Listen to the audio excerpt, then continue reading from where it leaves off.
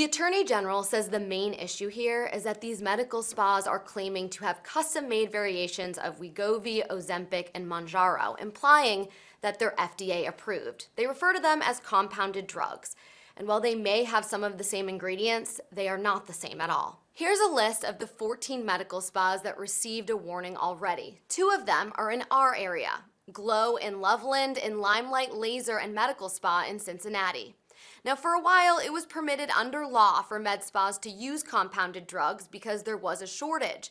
And so, compounding pharmacies can come in and make stuff to sell. But the FDA has said there's no shortage anymore, so they shouldn't be doing that.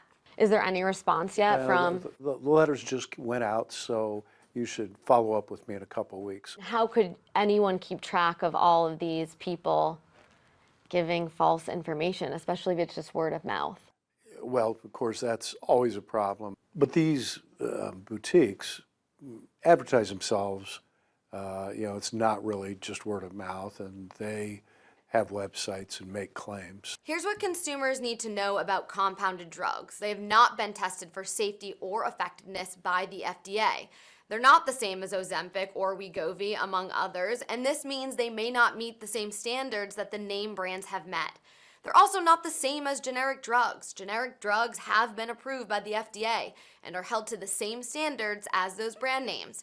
Compounded drugs made by pharmacies for individual patients do not have the same oversight. Our interest is you got to tell the truth in the marketplace. You can't lie to the consumers. And if they say it's FDA approved, not true. If they say that this is a generic version of one of these drugs, that's not true. It's not a generic.